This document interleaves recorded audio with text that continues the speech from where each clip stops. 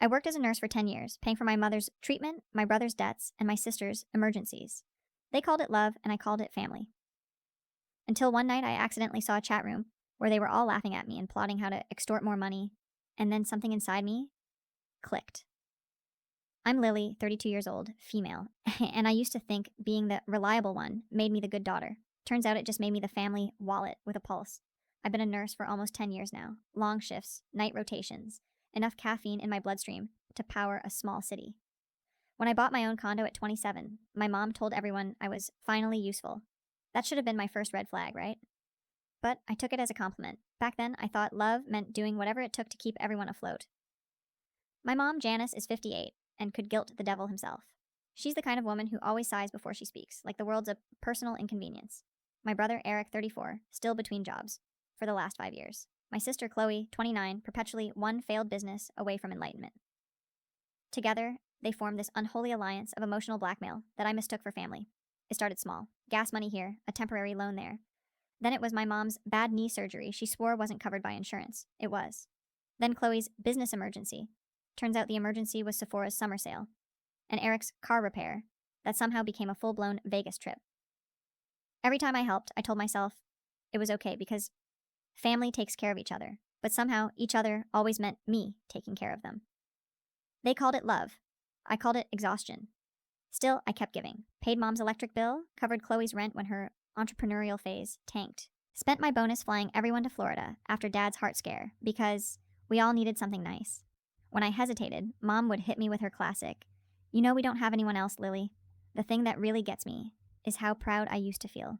Like I was doing something noble by saving everyone. I'd clock 16-hour shifts, my feet aching, just to send money home. They'd text me little thank yous, sprinkled with emojis, and I'd melt, thinking maybe this time they really meant it. What I didn't know then was that behind those sweet texts was a family group chat I wasn't supposed to see. One where Miss Nurse Moneybags was a running joke. But I didn't know that yet. Not the screenshots, not the laughter, not the words holiday parasite. That part comes later, the night everything broke. I used to think family dinners were supposed to feel warm. Ours felt like performance reviews. Mom would sit at the head of the table with her wine glass, talking about how everyone needs to contribute, which in her language meant me paying for takeout, while Eric and Chloe bragged about their latest half-baked projects. Eric would go on about some startup he was Hey guys, real quick before we keep going, don't forget to sub and drop a like if you're enjoying the story. Thank you very much. Enjoy watching. consulting for, which was just code for helping his buddy sell knockoff supplements online. He'd puff up like a CEO while living in mom's guest room, still using my old laptop that I gave him because you make more than me anyway. Chloe was worse. She had this fake sparkle to her, like a mirror ball trying too hard to catch light. Every time she failed at another business idea, she'd post something cryptic on Instagram. Sometimes queens have to rebuild their thrones. And mom would comment, little crown emojis, while I was the one, secretly Venmoing her rent money. When I'd ask Chloe about paying me back, she'd tilt her head, all innocent, and say, "Lily, don't make this weird. It's not about money. It's about helping each other."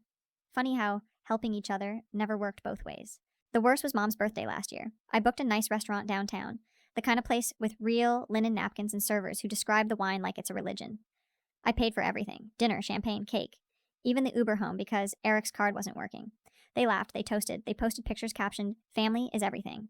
I thought it was a perfect night until I overheard Chloe outside the bathroom, whispering into her phone. "Yeah, Lily's paying again. Duh, she loves pretending she's the hero. It's kind of sad." And then laughter. Hers, Eric's voice in the background. I didn't even confront them. I just walked back to the table, smiled, and ordered another round. Because I was too tired to fight, too used to swallowing my pride, until it dissolved. After that, I started noticing the cracks. Mom's medical emergencies that somehow always lined up with her spa weekends. Eric needing rent the same week he posted a picture courtside at a Lakers game. Chloe claiming she couldn't afford groceries, but somehow upgrading her phone every year. It all started to click. The guilt trips, the flattery, the timing. Every urgent call came right after payday. Every "we miss you" text, followed by a Venmo request. But the real break didn't happen until the night I worked a double shift, 12 hours straight in the ER, then came home, collapsed on my couch, and accidentally opened the wrong group chat. They'd added me to the family thread by mistake. That's when I saw it. The screenshots, the memes, the nickname, ATM Lily. Chloe. "She'll cave if we say it's a health thing. Works every time." Eric. "It's make mom call her. She can't say no to her guilt voice." Mom. "I'll tell her the doctor said stress makes my heart worse. That should do it." Then a laughing emoji. And the one that gutted me completely. Chloe again. "She thinks she's saving us. Really, she's just buying her place at the table. I stared at that screen until my eyes burned. My chest felt hollow, like something had been scooped out of me. All those nights, I'd cried from exhaustion thinking I wasn't doing enough, for people who saw me as nothing more than a walking credit card. I didn't cry this time, though, not even a tear. Just this eerie, shaking calm that settled in like a storm about to hit. Because for the first time in my life, I realized something brutal but freeing. They didn't love me. They needed me. And that's not the same thing. I didn't sleep that night, just sat there in the dark, phone still glowing, rereading the messages until they burned into my brain. By morning, something in me had hardened. It wasn't anger, not yet. It was more like clarity. A quiet, deliberate kind of fury that doesn't explode. It seeps, it plans. I kept going to work like nothing had happened, smiled at patients, charted vitals, nodded at coworkers. But underneath it all, I was cataloging every single thread of dependence my family had on me. Every bill I covered, every service I'd signed up for in my name, every favor they couldn't function without. It was more than I realized. Eric's phone plan, under my account.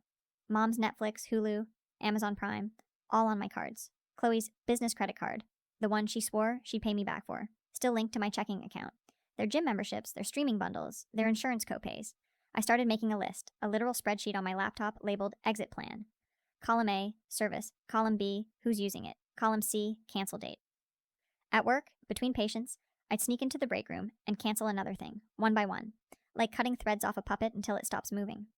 I didn't tell anyone, not yet. I wanted it to be clean.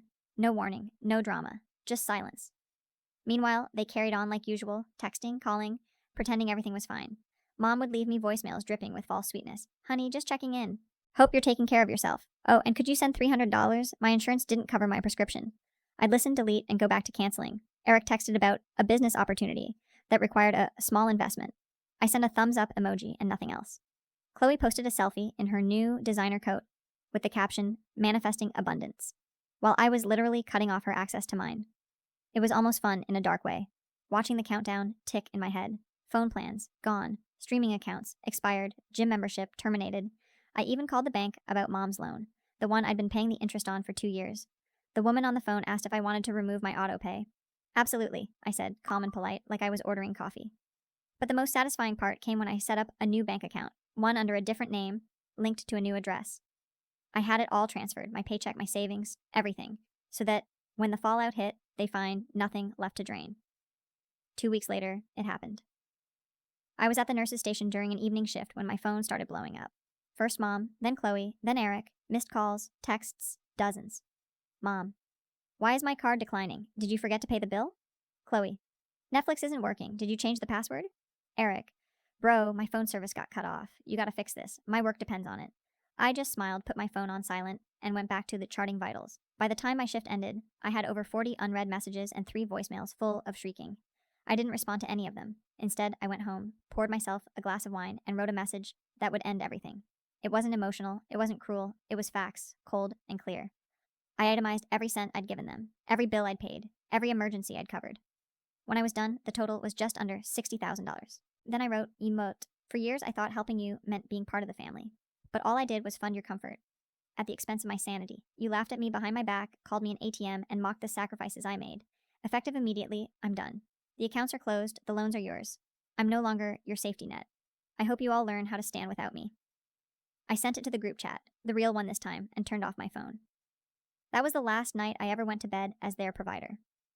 The next morning, I woke up as something else entirely, someone free.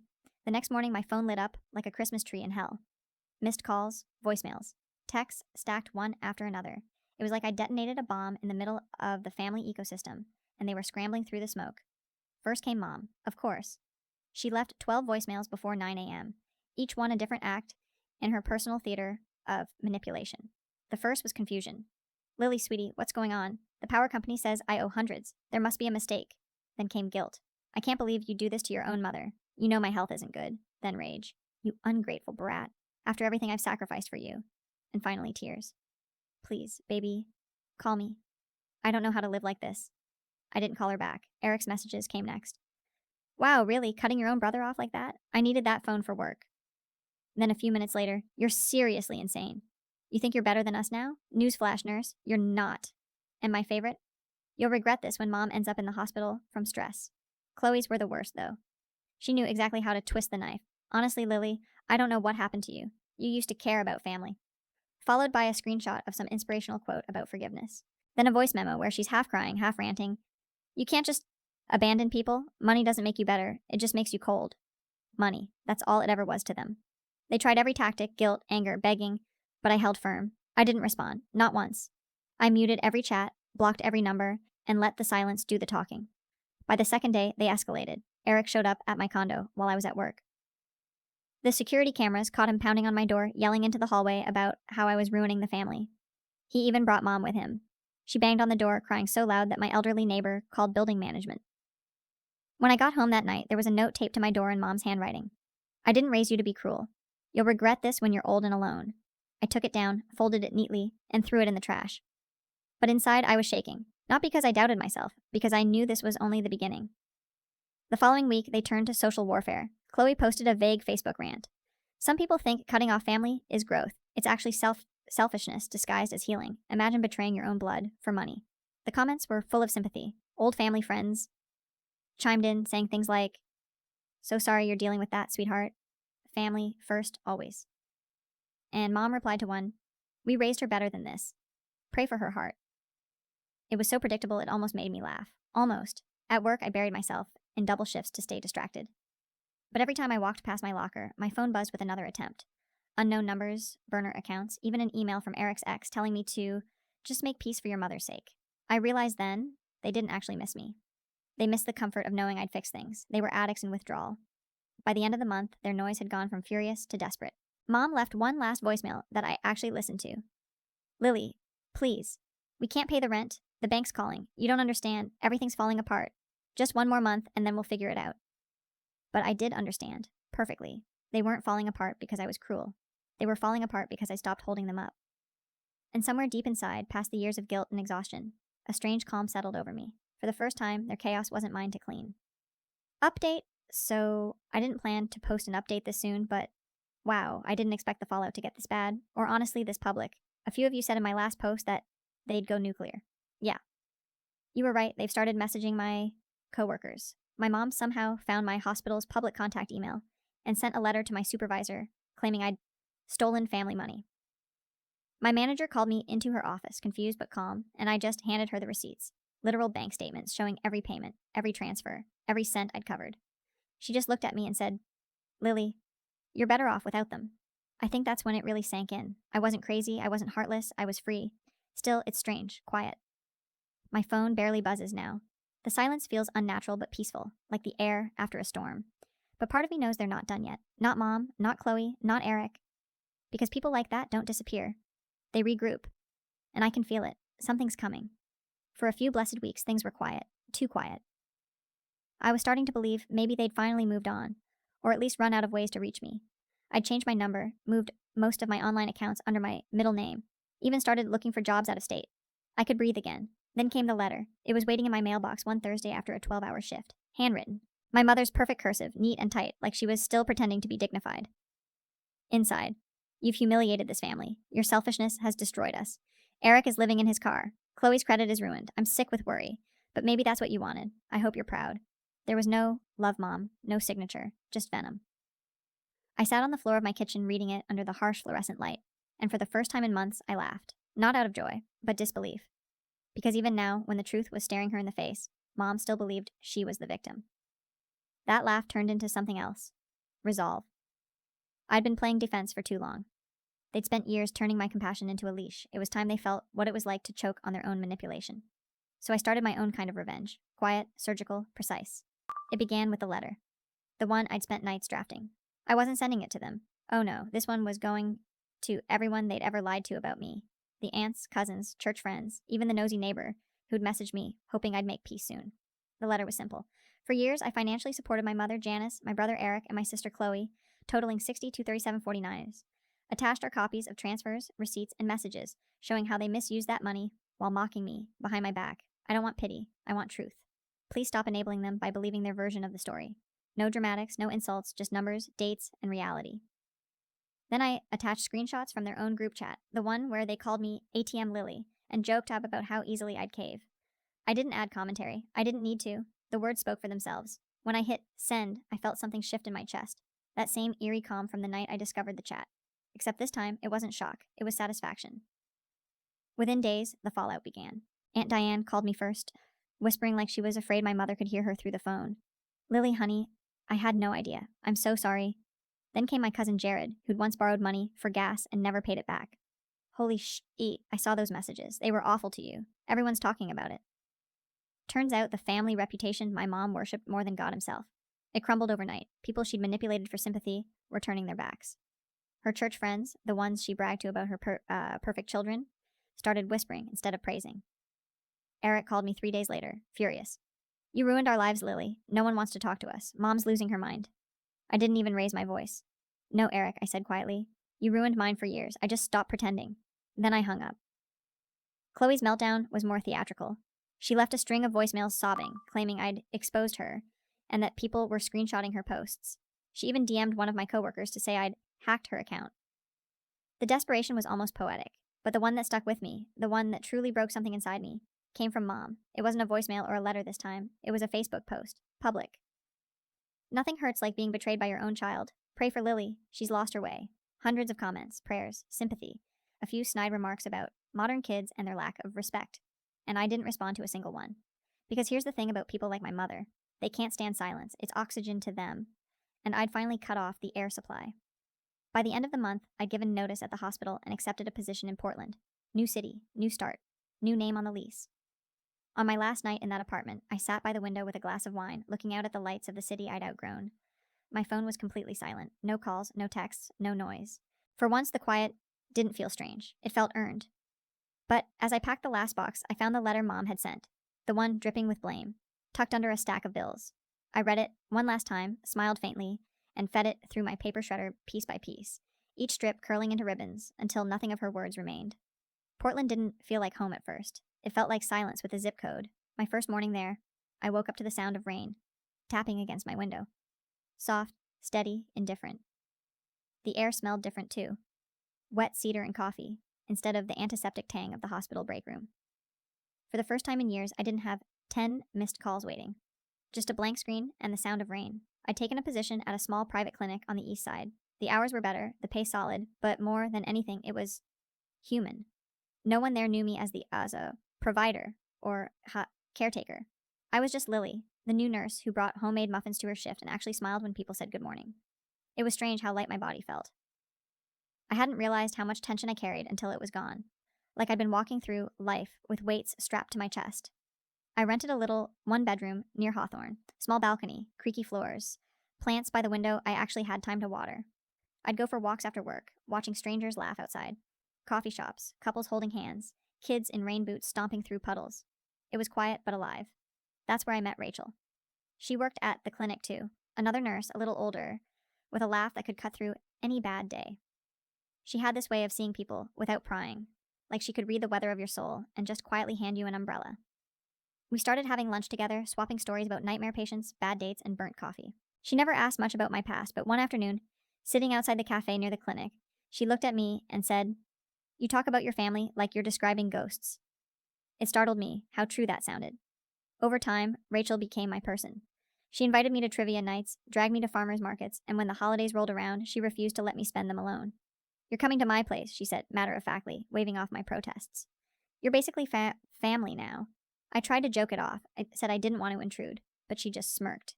"Sweetheart, you're not intruding. You're healing." Her house was full of chaos and warmth.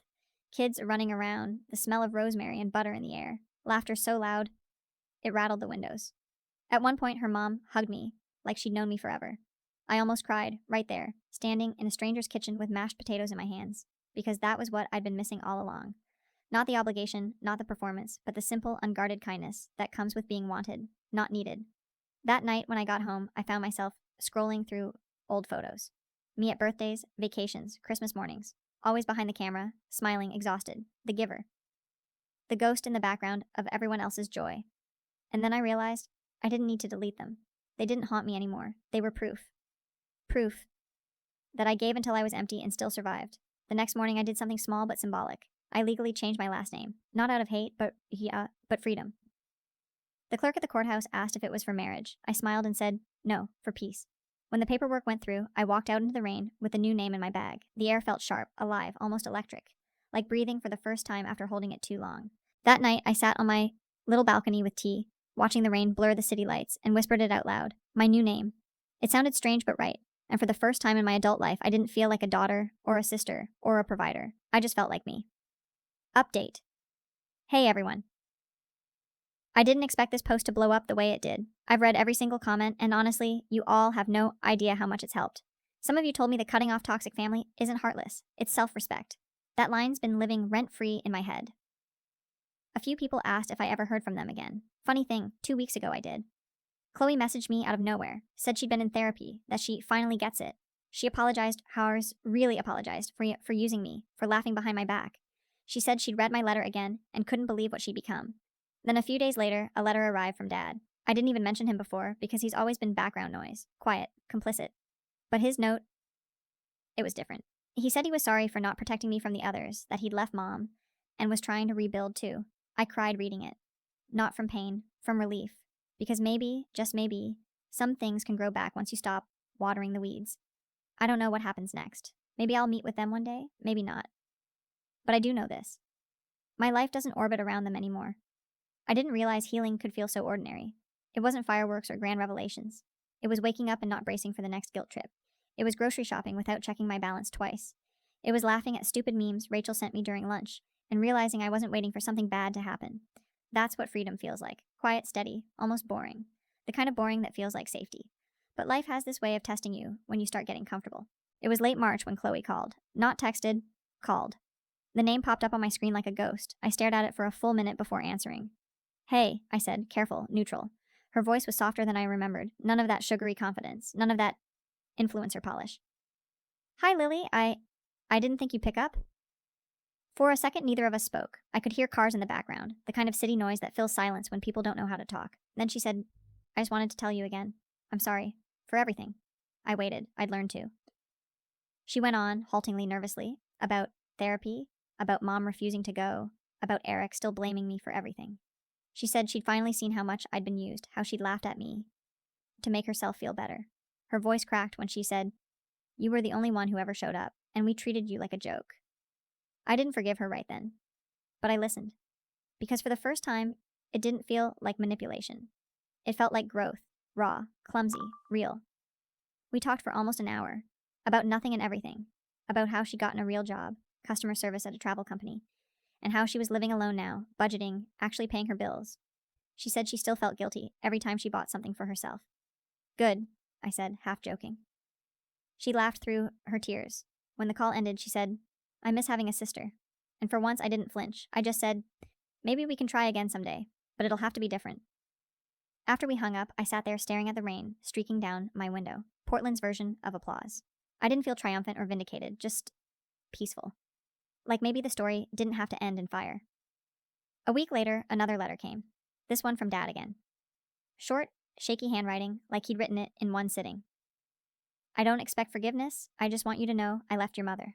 I couldn't watch her tear everyone apart anymore. I've started going to meetings, trying to be someone you'd be proud of. I did cry that time, not because I missed him, but because I finally saw him.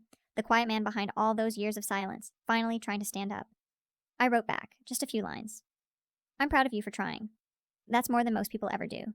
I didn't hear back, and that was okay. Some bridges don't need traffic in both directions. They just need to exist. By summer, my life was unrecognizable. I'd joined a hiking group, started painting again, even signed up for a pottery class Rachel swore I'd love. I'm terrible at it, but the instructor says my bowls have personality, which is nice. And somewhere between morning coffee and evening sunsets, I started realizing something I'd never known before. Happiness isn't loud. It's not the vacation photos or the fancy dinners. It's sitting on your balcony with your plants, watching the world move by, and not feeling like you're missing from it. Sometimes I still dream about my old house. The hallway where Mom used to stand, the kitchen where Eric laughed, the clinking of Chloe's bracelets when she'd hug me and steal my wallet right after. But when I wake up, there's sunlight through the curtains and the sound of Portland rain, and I know I'm exactly where I'm supposed to be. For years, I thought closure meant confrontation, a dramatic ending, an apology screamed through tears. But it isn't. Closure is just deciding the story doesn't get to hurt you anymore. And I'd finally decided. The holidays came quietly that year, the way peace does, without fanfare or warning. Rachel invited me to her family's Christmas dinner again, and this time I didn't hesitate. Her home felt like the kind of place where warmth lived in the walls, music humming from the kitchen, laughter spilling from every corner. Her dad kept burning the garlic bread. Her mom kept refilling my wine glass, and the kids kept sneaking candy canes when they thought no one was watching. I helped set the table, my hands steady, my chest calm. For the first time in years, I wasn't walking into a holiday bracing for guilt trips or drama. I wasn't calculating who'd forgotten their wallet or pretending not to notice the side eyes when the check came. I was just there, present. Rachel's mom handed me a plate of roast chicken and said, "We're so glad you're here, sweetheart. You belong." That word, belong, cracked something open in me, because I finally realized that belonging had nothing to do with blood. It had everything to do with peace. Later that night, as the kids tore through wrapping paper and someone played "Have Yourself a Merry Little Christmas" on the piano, my phone buzzed.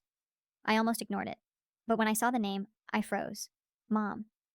I hadn't heard from her in nearly a year. My hands trembled before I even opened the message. It wasn't long, just one line. "I hope you're proud of yourself. You broke this family." I stared at the words for a long moment, waiting for the usual ache to come, the guilt, the shame, the reflexive urge to fix it. But it didn't. Instead, I felt nothing. Just a cool, steady kind of clarity. Because she was wrong. I hadn't broken the family. I'd just stopped taping together a house made of rot. I typed back, slowly, deliberately. "I didn't break the family, Mom. I just left the ruins you built." Then I hit send, blocked her number, and slid my phone face down on the table. Rachel noticed my silence and nudged me gently. "You okay?" I nodded. "Yeah," I said softly. "Actually, I am." She smiled, warm and knowing, and handed me a slice of pie. "Then you're exactly where you're supposed to be." The rest of the night blurred into laughter and candlelight. When I walked home, the air was sharp with winter, cold enough to sting, but clean. Healing. I stood outside my building for a while, watching the city lights flicker on wet pavement, and thought about everything I'd left behind. The debt. The manipulation. The exhaustion of being the family's bandage. And then I thought about what I'd gained. A life built on peace instead of guilt. A chosen family who showed up without keeping score. A self I finally recognized when I looked in the mirror.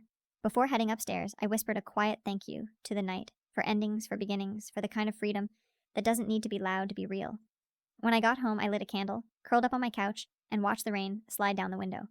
I thought about the woman I used to be, the one who worked herself raw to earn scraps of love, and I wished her rest because she'd done her part. And now, she could finally sleep. If anyone's still reading this, thank you. When I first posted about cutting off my family, I thought it made me heartless. I thought healing would feel like losing everything. But I was wrong.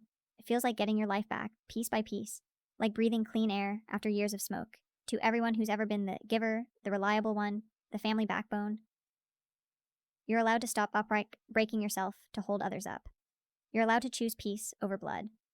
And if your freedom cost you people who only loved your usefulness, it's still the best deal you'll ever make.